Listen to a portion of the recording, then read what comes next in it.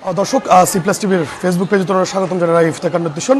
বর্তমানে আছে Chittagong medical college হাসপাতালের বার্ন ইউনিটের মধ্যে। ওনারা জানেন ইতিমধ্যে ওনারা জানি ফেলছেন যে চট্টগ্রামের চন্দনেশ এবং সাতকানিয়ার মাঝামাঝি আংশিক জায়গায় কিন্তু আজ ভয়াবহ গ্যাস সিলিন্ডার বিস্ফোরণের ঘটনা ঘটছে এবং ওই ভয়াবহ গ্যাস সিলিন্ডার বিস্ফোরণের ঘটনাত কিন্তু ইতিমধ্যে চট্টগ্রাম মেডিকেল কলেজ হাসপাতালত 8 জনের মতো আইরে ভর্তি হইয়া এবং এটা যারা দেহির তার মধ্যে একজন ব্যতীত বাকি বেগুনের এরা অবচেতন অবস্থা দেখে এবং ওনারা একটু করে যদি দেখানোর চেষ্টা করে আসলে যে মানুষজনের এটা আছে তারা প্রত্যেকের অবস্থা একেবারেই খুব ভয়াবহ। মূলত চন্দনেশ্বর বৈলতলি এবং সাতকানিয়া দ্বীপচরতির মাঝামাঝি যে জায়গা ওই জায়গাতেই আজ সকালের দিকেই ভয়াবহ বিস্ফোরণ এবং ওই বিস্ফোরণ ওই যে জায়গাতেই বিস্ফোরণ ওই জায়গা মূলত যারা কর্মচারীও আছে প্রায় কর্মচারী বেগুন দগ্ধ এবং ওর মধ্যে তারা প্রথমে 2000 মেডিকেল কলেজ 2000 হাসপাতাল নিয়ে যাওয়া হয় এবং ইত্যু নেই ডাক্তার যখন তাড়াতাড়ি ইমার্জেন্সি এবং ঘোষণা করে এবং চট্টগ্রাম মেডিকেল কলেজে আনতে হয় তখন তারা চট্টগ্রাম মেডিকেল কলেজ হাসপাতালত আনয় এবং তার পরিবার পরিজনও এটা আরা দেহির আসছি এবং এছাড়াও তার বিভিন্ন আত্মীয় স্বজন এটা এসছে আরা দেহির এবং তার যে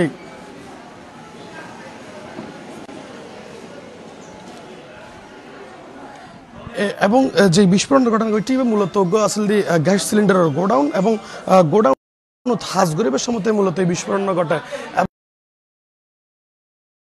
সেটার দিকে উক্ত ঘটনা ঘটার পরপরই কিন্তু বিস্ফোরক অধিদপ্তরের পরিদর্শক এস এম শাকাওয়াত হোসেন ঘটনাস্থল পরিদর্শন করে এবং পরিদর্শন করিতেই গণমাধ্যমের জানাই এনএলডি এটা গ্যাস সিলিন্ডার ক্রসিং করে কিন্তু গুতন আর গ্যাস ট্রান্সফার করা হইতো ওই ঘটনা ওই হাজার হইতো এবং এই গোডাউনতে অবৈধ বলে হইয়ে এবং এই ঘটনার ওই গ্যাস গুত আর ট্রান্সফার করার ঘটনাতেই এমনটা ঘটিত পারে বলেও তিনি ধারণা করার।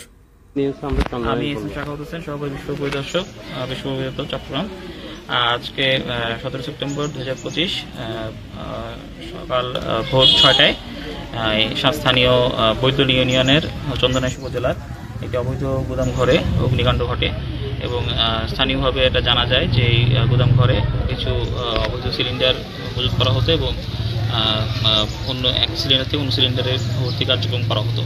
তো এই কার্যক্রমের প্রেক্ষিতে আমরা এখানে স্থানীয়ভাবে পরিদর্শনে দেখি যে এখানে অনেক সিলিন্ডার এখনও রক্ষিত আছে যেগুলো ধ্বংস হয়ে গেছে এবং অন্যান্য অনেক সিলিন্ডারই ফেটে গেছে।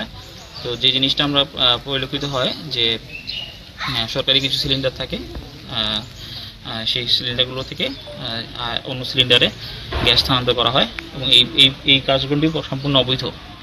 এই কার্যক্রমটি বেআইনি এবং বিপজ্জনক। এই কার্যক্রমের প্রেক্ষিতেই দুর্ঘটনা সংঘটিত হয় বলে প্রাথমিকভাবে মনে হচ্ছে। আচ্ছা ভাই, চন্দনের কাছে বিস্ফোরক লাইসেন্স কয়জনের কাছে আছে বলবেন কি? বিস্ফোরক লাইসেন্স কয়জনের কাছে আছে এই ডাটাটা আমাদের কাছে আছে, কিন্তু এটা সঠিক পরিসংখ্যানটা মানে আমাদের এখন এই পর্যায়ে দেওয়া সম্ভব না। এটা আমরা আমাদের এরকম গ্যাসের দোকান কয়টা আছে এই পরিসংখ্যানটা কি আপনার কাছে আছে? বর্তমানে নেই, কিন্তু আমাদের নথিপত্র যদি আমরা সঠিক তথ্য দেব।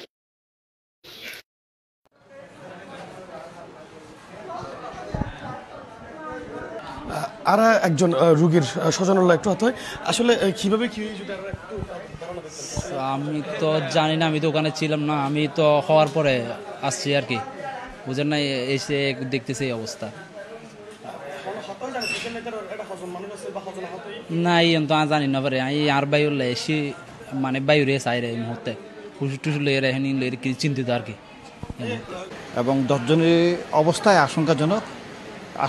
এদের যে আমাদের যে শ্বাসনালী আছে ওই বাইরে থেকে মনে হচ্ছে বাইরের বার্নটা খুবই কম, কিন্তু যখন শ্বাসনালীতে যদি আগুন লেগে যায় অথবা এটা যদি বার্ন হয় তখন কিন্তু রোগীদেরকে বাঁচানো খুবই টাফ হয়ে যায়। তো এই আমাদের ডাক্তার সিদ্ধান্ত নিচ্ছে কিছু কিছু রোগীকে ঢাকা বার্ন ইনস্টিটিউটে রেফার করা হবে। দেখা যাক এই পর্যন্ত কত পার্সেন্ট পর্যন্ত আসলে দগ্ধ হয়েছে বলে। এখানে 20 থেকে 60%, কারো 20%, কারো 60%, কারো 50%, ঠিক আছে। কিন্তু পার্সেন্টেজ হচ্ছে যেটা সবচেয়ে বেশি ইম্পর্ট্যান্ট, এই যে শ্বাসনালীটা কিন্তু বার্ন হয়ে গেছে। শ্বাসনালী বার্ন হয়ে গেলে আমার বাইরের পার্সেন্টেজ কত ওটার সাথে তেমন একটা মিল থাকে না, ঠিক আছে। আচ্ছা, যে জিনিসটা প্রায় চট্টগ্রাম শহরের ভিতরে আপনার এই প্রাণ ইউনিটের রুগীরা আছেন সেটা এই পর্যন্ত আমরা 2000-তে 2 জন গিয়েছে অগ্নিদগ্ধ রোগী সেবা নেওয়ার জন্য এখানে চট্টগ্রাম মেডিকেল 10 জন আসছে।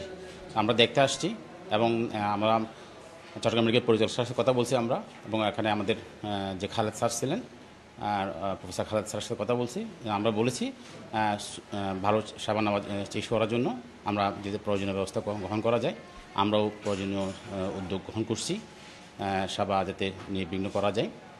এবং যদি এখানে যদি অসুবিধা হয় বা সেবার জন্য আরও প্রয়োজন হয় তাহলে চট্টগ্রাম শহর থেকে ঢাকা বান প্লাস্টিকে রেফার করে আমরা পরামর্শ দিচ্ছি। স্যার বলছেন যারা যেতে চায়, এবং ম্যাক্সিমাম রুগী ইনহেলেশন বার্ন হয়েছে, 70% মতো বার্ন হয়েছে। এই রোগীগুলো আসলে ঝুঁকিপূর্ণ, যে কোনো সময় খারাপ হতে পারে। এখন আমি দেখেছি কথা বলতেছি, ওনারা কথা বললো কিন্তু যে কোনো সময় খারাপ হতে পারে। এই জন্য আমরা স্যারকে অনুরোধ করবো, আমরা অনুরোধ করেছি অলরেডি এখান থেকে যদি উন্নত চিকিৎসার জন্য প্রয়োজনে ঢাকা বান হসপিটালে। আসলে চট্টগ্রামে কিন্তু প্রতি বছর বহু অগ্নি দুর্ঘটনা ঘটে এবং অনেক মানুষ পুড়ে যায়, হতাহত হয়। তো আসলে চট্টগ্রামে এত বড় একটা শহর, বাংলাদেশের দ্বিতীয় বৃহত্তর শহর, এই শহরে আসলে একটা বার্ন ইনস্টিটিউট কেন হচ্ছে না? যদি আপনি সিভিল সার্জন হিসেবে। আমরা চট্টগ্রাম একটা 250 বেডের একটা বার্ন প্লাস্টিক হসপিটাল নির্মাণাধীন শুরু হয়েছে। অতি শীঘ্রই এটা আশা করি এটা আমরা ফাংশনিং দেখতে পাবো আমরা, এবং কাজ চলমান আছে। চায়না অত্যায়নে একটা হসপিটাল অলরেডি কাজ শুরু হয়েছে। চট্টগ্রামে মেডিকেলে বার্ন প্লাস্টের জন্য একটা আলাদা ওয়ার্ড আছে, এবং চট্টগ্রাম শহরে আরও অনেক জায়গায় এটা প্রাইভেটে চিকিৎসা করা হয়। তারপরেও রুগী বেশি হওয়ার কারণে অনেক সময় হিমশিম খেতে হয়। তারপরেও আমরা আশাবাদী যদি আমাদের নতুন বার্ন প্লাস্টিক হসপিটালটা যদি চালু হয়ে যায় তাহলে আমরা আরও বেশি সেবা দিতে পারবো। দর্শক, এতক্ষণ পর্যন্ত তারা হত হলেন চট্টগ্রাম জেলার সিভিল সার্জন হলে তেয়ারা রেজিয়ান জানি। এনএলডি মূলত 2000 হাসপাতালত আছে 2 জন, এবং চট্টগ্রাম মেডিকেল কলেজ হাসপাতালত আছে ইতিমধ্যে 8 জন, এবং এর মধ্যে দুজনের এখনো পর্যন্ত অপারেশন থিয়েটারের মধ্যেই আছে। এবং তার মধ্যে যদি কেউ আরও ভালো চিকিৎসা লেভেলাই চট্টগ্রামের বাইরে ডাহা জাতীয় বার্ন ইনস্টিটিউটে যেতে চায় তাহলে এখানে তারা ব্যবস্থা করবে। এবং ইতিমধ্যে এবং চট্টগ্রাম মেডিকেল কলেজ হাসপাতালের পরিচালক হতে যে জানিত ফারকি এনএলডি যে রুগী হলে তার মধ্যে কেউ 20%, তো কেউ 60%, কেউ 70%, এইভাবে কিন্তু আসলে অগ্নিদগ্ধ এর তথ্য আর জানিত ফারকি। চট্টগ্রাম মেডিকেল কলেজ হাসপাতালের যে আজকের চন্দনের সাতকানিয়াংশের এলাকার যে ভয়াবহ গ্যাস সিলিন্ডার বিস্ফোরণের ঘটনা, এই গ্যাস সিলিন্ডার বিস্ফোরণের ঘটনায় যে হতাহতের ঘটনা কিংবা অগ্নিদগ্ধের ঘটনা, এই ঘটনার সর্বশেষ আসলে আছে এইটুকুই। পরবর্তী আপডেট হলে অবশ্যই ওনারা জানানোর চেষ্টা করছি।